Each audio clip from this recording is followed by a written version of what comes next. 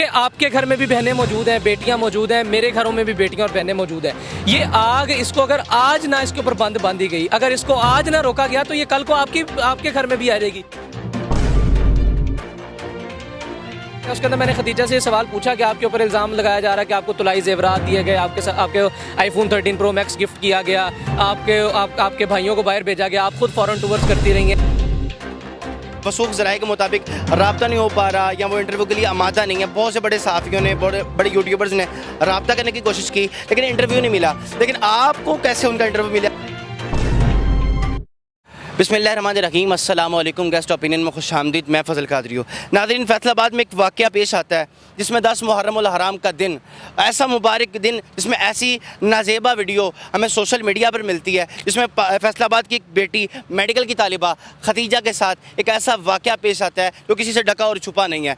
नाज़रीन, इसी वाक़े से जुड़े सारी हकीकत को, राज को पाश करने के लिए, राज को अमेज़ा करने के लिए हमारे साथ वो वाहिद सहाफ़ी मौजूद है जिन्होंने खदीजा के साथ बात भी की, उसका इंटरव्यू भी किया। ऐसा जंगजू सहाफ़ी जो हक और सच की दीवार के साथ खड़ा हुआ है। हमारे साथ वो सहाफ़ी मौजूद है, उनसे गुफ्तगू करते हैं और इनसे जानने की कोशिश करते हैं कि आखिर ये वाक़या हुआ कैसे, किस तरह पेश आया, इसका बुनियादी मकसद क्या है और इसकी जड़ों में क्या शामिल है। इनसे गुफ्तगू करते हैं और जानते हैं। जी, अस्सलाम वालेकुम। वालेकुम अस्सलाम। सबसे पहले तो फजल भाई, अल्लाह ताला आपको खुश रखे। सर देखें, ये वाक़या, इस बात में तो कोई दूसरी राय नहीं है। 9 अगस्त को पेश आया, 16 अगस्त को इसका मुकदमा दर्ज होता है और मुकदमा भी उस वक्त दर्ज होता है जब वो बदबख्त लोग जिन्होंने ये जुल्म किया उन्होंने ही वीडियोस को जब वायरल कर दिया तो फिर अल्टीमेटली वो बच्ची जो दुबक के घर बैठ गई थी और वो बच्ची जो निकलना ही नहीं चाह रही थी, वो बच्ची जो इस मौजू पे बात ही नहीं करना चाह रही थी, जो कि नॉर्मली होता है, अनफॉर्चुनेटली हमारी सोसाइटीज़ में होता है, वही मामला यहाँ पर हुआ था कि वो बच्ची अब घर से निकल कर इस मौजू पर दोबारा बात नहीं करना चाह रही थी। लेकिन जब वीडियोज़ वायरल होती हैं तो फिर वो बच्ची CPO साहब को एक दरख्वास्त लिखती है और उस दरख्वास्त के नतीजे में अल्टीमेटली मुकदमा दर्ज कर दिया जाता है। अब इसके ऊपर मैं ज़ाती तौर पर इस मुकदमे के साथ क्यों जुड़ा हूँ? देखिए, आपके घर में भी बहनें मौजूद हैं, बेटियां मौजूद हैं, मेरे घरों में भी बेटियां और बहनें मौजूद हैं।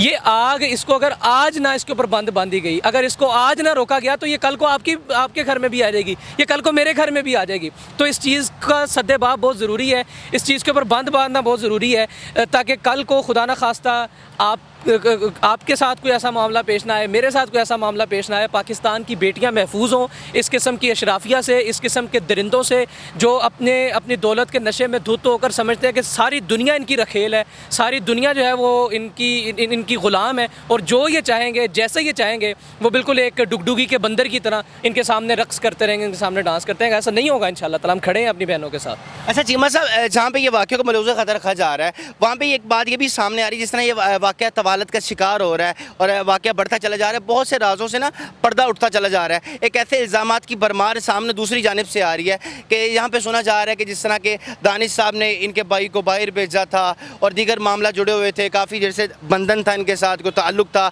कुछ इंकशाफात की बिना पर जो अलहदगी का इख्तियार हुआ, इस तरह के बहुत से इल्ज़ामात सामने आ रहे हैं। इसका क्या वजह है? आपने खदीजा से गुफ्तगू भी की और क्या लगता है कि वाकई इनके ताल्लुकात थे या सिर्फ इल्ज़ामात हैं?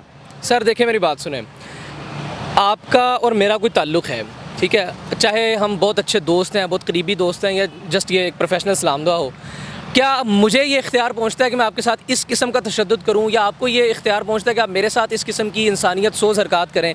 ये किसी को भी इख्तियार नहीं पहुंचता। अगर एक लम्हे के लिए हम इंतहाई नेगेटिवली सोचते हुए कह देते हैं कि खदीजा उसकी गर्लफ्रेंड थी, इस नौयत पर भी, इस नहज पर भी किसी को ये इख्तियार नहीं पहुंचता कि वो एक बेटी के साथ या एक औरत के साथ इस तरह का तशद्दुद करे। या दूसरी तरफ अगर हम पॉजिटिवली सोच लेते हैं और हम कह देते हैं कि वो उसके साथ उसने खुफिया निकाह कर रखा था, वो उसकी बीवी भी थी, इन दैट केस किसी शख्स को, किसी खामंद को ये इख्तियार नहीं पहुंचता कि वो अपनी बीवी के साथ इस किस्म का तशद्दुद करे, उससे जूतियों के तलवे चटवाए। इस चीज़ का इख्तियार ना किसी के पास है और ना किसी के पास होना चाहिए। मैंने इस पूरे मुकदमे को जो मैंने कवर किया, उसके अंदर मैंने खदीजा से ये सवाल पूछा कि आपके ऊपर इल्ज़ाम लगाया जा रहा है कि आपको तुलाई ज़ेवरात दिए गए, आपके आईफोन 13 प्रो मैक्स गिफ्ट किया गया, आपके भाइयों को बाहर भेजा गया, आप खुद फॉरेन टूर्स करती रही हैं, 5 स्टार होटल्स में खाने खाती रही हैं। तो इस सब चीज़ों के जवाब में उन्होंने भी ये कहा कि अगर कोई एक प्रूफ है तो वो दिखा दे। 3-4 साल से साबिका वो इस फैमिली के साथ ताल्लुक़ में थी। उन्होंने कहा कि ये मेरा पासपोर्ट है। 3-4 साल में कोई शख्स, कोई जर्नलिस्ट, कोई पाकिस्तान का इदारा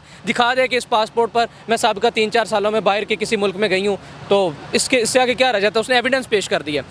लेकिन मैं अगेन यही कहूँगा कि किसी के साथ कोई भी ताल्लुक हो, मैं साबिका हिस्ट्री के ऊपर ना तो बात कर रहा हूँ, ना मैंने इस पूरे केस के अंदर बात की है। मैंने उस वाक़े के ऊपर, उस 9 अगस्त को होने वाले उस वाक़े के ऊपर जिसकी वीडियोज़ आप वायरल देख रहे हैं, मैंने उसकी मजम्मत की है, कर रहा हूँ। और ये केस कोई भी रुख इख्तियार करे, मैं इस केस की जो वो पर्टिकुलर उस वीडियो में हुआ उसकी मजम्मत करता रहूँगा अच्छा इंशाल्लाह। चीमा साहब, ये तो हो गया खतीजा का मौक़िफ़, लेकिन आप इस मामला को कानूनी तौर पर भी देख रहे हैं, तो क्या लगता है कि जिस तरह के वो बिजनेसमैन आदमी है और दौलत के नशे में चूर चूर वो शख्स, क्या ऐसा लगता नहीं कि हमारी पुलिस क्या वैसा रद्द-ए-अमल कर पाएगी? जिस तरह अमूमन देखा जाता है कि जो बड़े लोग होते हैं उनको छोड़ दिया जाता है और जुल्म की चक्की में हमेशा गरीब आदमी पिसता है, तो क्या लगता है आपको कि हमारी जो पुलिस है वो कानूनी तौर पर इस पर अमल दरामद करेगी, या क्या लगता है कानूनी मामला क्या कह रहे हैं?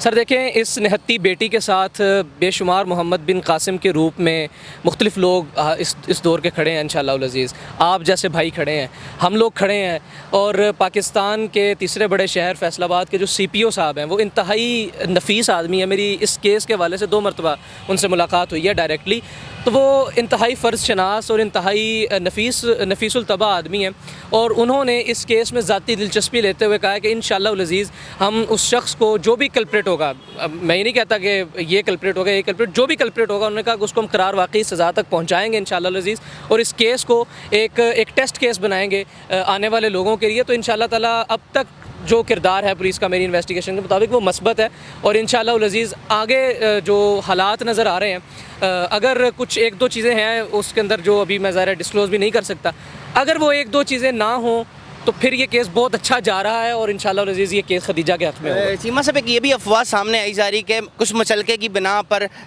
दानिश साहब की ज़मानत हो चुकी है या वो जेल के अंदर नहीं है, इसमें क्या हकीकत है कि वो जेल के अंदर ही या ज़मानत पर बाहर हैं? देखिए, ये जब अफवाह उड़ी थी आज से कुछ 4-5 दिन पहले की बात है, तो उस वक्त मीडिया पर प्राइम टाइम शोज़ के अंदर ये बातें डिस्कस हुई हैं, बेशुमार लोगों ने इसके ऊपर व्लॉग्स किए हैं। हम इस चीज़ को उस वक्त ज़ाहिर है चूँकि ज़मीनी सतह पर यहाँ पर ही मौजूद थे, हमारे सामने वो मुकदमात हो रहे हैं, हमारे सामने वो मुकदमात का इखराज हो रहा है, तो हम इस चीज़ को देख रहे थे, जानते थे। हुआ इस तरह से कि शेख दानिश के ऊपर बेसिकली अब तक जो उनका ट्रैक रिकॉर्ड है, उनके ऊपर 4 मुकदमात हैं। 4 में से 2 साबिका उनके ऊपर किसी दौर में हुए होंगे, और 2 जो हैं वो हालिया मुकदमात हुए हैं, एक शराब के हवाले से और दूसरा ये खदीजा वाला। जो शराब वाला उनका केस था वो खुड़ियाँ वाला थाना में रिपोर्ट हुआ था, और जड़ा वाला की जो अदालत थी उसके अंदर से उनको 50,000 रुपये के मचलके के एवज़ उनकी ज़मानत हो गई थी शराब वाले केस के अंदर। लेकिन जो ये वाक़या है खदीजा वाला, इसके अंदर वो अभी भी नामज़द हैं, पुलिस के पास हैं। कुछ दिन पहले वो जुडिशल मजिस्ट्रेट की अदालत में पेश हुए थे, जब उनके ऊपर वकला ने तशद्दुद किया, उधर भी हम मौजूद थे। वो वीडियोज़ जो हमने बनाई थी वो मैं आपके साथ शेयर कर दूँगा, आप दिखाएँ। अच्छा चीमा साहब, जो सोशल मीडिया इंडस्ट्री है, काफ़ी सहाफ़ी बरादरान ने उनसे रब्ता करने की कोशिश की, मैंने पर्सनली तौर पर उनसे बड़ा रब्ता करने की कोशिश की, लेकिन वसूख ज़राए के मुताबिक रब्ता नहीं हो पा रहा, या वो इंटरव्यू के लिए आमादा नहीं है। बहुत से बड़े सहाफ़ियों ने, बड़े यूट्यूबर्स ने रब्ता करने की कोशिश की, लेकिन इंटरव्यू नहीं मिला। लेकिन आपको कैसे उनका इंटरव्यू मिला, किस तरह रब्ता हुआ, क्या वजह है? सर देखिए, मैं समझता हूँ कि इंसान को काम करना चाहिए, और जब इंसान काम करता है वो काम अगले बंदे को नज़र आता है कि उसके साथ हमदर्दी की जा रही है, तो फिर लोग इंटरव्यू दे देते हैं। ये सारे हमदर्दी करने वाले और भी बड़े मामला और बड़े यूट्यूबर्स मिलते हैं, लेकिन आप ही को इंटरव्यू क्यों मिला? देखिए, मैं फैसलाबाद में ज़मीनी सतह पर मैं उस बच्ची के साथ 3 से 4 मरतबा मिला हूँ। आप मुझे बताएं, जितने भी सोशल मीडिया के दोस्त ये गिला कर रहे हैं, मुझसे गिला डायरेक्टली, मेरा फ़ोन भरा पड़ा है, इसमें मुतअद्दिद लोगों के कॉल्स और मैसेजेस आ रहे हैं कि यार वो हमारा भी इंटरव्यू करवा दें। भाई मैंने भी आपको कॉल की कि मेरा रब्ता करवा दें, लेकिन रब्ता नहीं हो पाया। क्या वजह कि आपको इंटरव्यू उन्होंने क्यों दिया? मैं आपसे माजरत करता हूँ। देखें, मैं ज़मीनी सतह पर उस बच्ची से 3 से 4 मरतबा मिला हूँ। मैं आप मुझे खुद बताएं कि आप समेत कितने ऐसे सोशल मीडिया के दोस्त हैं जो उस बच्ची के घर तक गए होंगे, जो शेख दानिश के घर तक गए होंगे, जिन्होंने शेख दानिश की फ़ैमिली को कॉल करके उनका मौक़िफ़ लेने की कोशिश की होगी, जो उस बच्ची से विमेन थाने की हदूद में 3 से 4 मरतबा मुलाकात की होगी, जो मुसलसल उसके साथ राब्ते में रहने की वजह से लाहौर में वो कब फोरेंसिक्स के लिए जा रही है, वो इस्लामाबाद हाई कोर्ट में उसकी पेशी कब है। इस वक्त आज की तारीख में जिस वक्त आप ये इंटरव्यू रिकॉर्ड कर रहे हैं, तो 164 के बयान की तैयारियां वकला के साथ बैठ कर क्या हो रही है, ये वो तमाम तर ज़मीनी हक़ाइक़ हैं। और इसके अलावा कुछ वो चीज़ें जो आप जानने की कोशिश कर रहे हैं कि मैं ही क्यों, कोई और क्यों नहीं, तो वो उसकी वजह कुछ सोर्सेज़ हैं जो मैं अभी डिस्क्लोज़ नहीं कर सकता। वो मेरे सोर्सेज और किसी भी सहाफ़ी के सोर्स हो सकते हैं। चिम्मा साहब, क्या लगता है कि पुराने दौर में जिस तरह देखा जा रहा है ये केस आते रहते हैं और आखिर में देखा जाता है कि सुलह हो जाती है और जो मुद्दाई होते हैं वो सुलह कर लेते हैं, और हम जैसे जो सहाफ़ी हैं जो कवरेज करते हैं उनका साथ देते हैं, आखिर में तनकीद का सामना करना पड़ता है। क्या लगता है आपको कि आप और आपकी तरह बहुत से सहाफ़ी हैं जो इस केस को साथ लेके चल रहे हैं और जंगजू की तरह आप इस केस को एनालाइज़ कर रहे हैं, और सामने मेन स्क्रीन पर भी आप नज़र आ रहे हैं बारहा मरतबा। तो सर क्या लगता है कि ये मुद्दाई सुलह कर लेंगे या ये खतीजा इस मामले को स्टैंड लेगी? सर देखें, अमारत और गुर्बत से हटकर अगर हम बात करें तो किसी भी मुल्ज़िम का ही हक़ होता है कि उसको माफ़ कर दिया जाए। सज़ा मिलना भी अगैन उसके साथ इंसाफ है, लेकिन अगर कोई मुद्दई उसको माफ़ कर दे तो ये एक मुल्ज़िम का हक़ है बुनियादी तौर पर। दूसरे नंबर पर आपने तनकीद की बात की कि बाद हम पर तनकीद होती रह जाती है और जो मुद्दई और मुल्ज़िम वो दोनों आपस में गोल्डन हैंड शेक करते हुए साइड पे निकल जाते हैं। तो देखें, जो तनकीद है मैं समझता हूँ वो सहाफ़त का हुस्न है। हम उस चीज़ को बहुत अच्छे तरीके से उसको तमगा समझते हुए उसको वसूल करते हैं कौम की तरफ से। हमें इंटरनली सेटिस्फेक्शन होनी चाहिए। मैं इंटरनली अगर सेटिस्फाई हूँ कि मेरी जो राय है और मैं जिस बंदे के साथ खड़ा हूँ या जिस बच्ची के साथ खड़ा हूँ, अगर वो उसके साथ वाक़तन जुल्म हुआ है और मैं उसकी आवाज़ बन रहा हूँ, तो मुझे इस चीज़ के ऊपर अगर कौम कह भी रही है वक्ती तौर पर, अगर कौम को क्योंकि उन चीज़ों का नहीं पता जिन चीज़ों का हमें पता लग जाता है अल्टीमेटली, तो इंशाअल्लाह अज़ीज़ ये कोई मसला नहीं, तनकीद होती रहती है। लेकिन ताहाल जो मैंने खदीजा से सवाल ये किया कि आप क्या इन फ्यूचर इस केस को कहीं वापस तो नहीं ले लेंगे, तो जिसके जवाब में उन्होंने कहा था कि इंशाअल्लाह अभी वो इरादे पुख्ता हैं, केस वापस नहीं लेंगे इंशाअल्लाह। बहुत शुक्रिया चीमा साहब, आपने अपने मौक़िफ़ से आगाह की। उम्मीद करते हैं आप इसी तरह लम्हा बलम्हा हमें अपडेट करते रहेंगे। इसी दुआ के साथ नाज़रीन आपसे इजाज़त लेते हैं कि पाकिस्तान में हर बेटी इस तरह के शेख दानी जैसे दरिंदों से अपने घरों में महफूज रहे। अपने मेज़बान को दीजिए इजाज़त, तब तक के लिए खुदा हाफिज़, खुदा निगहबान।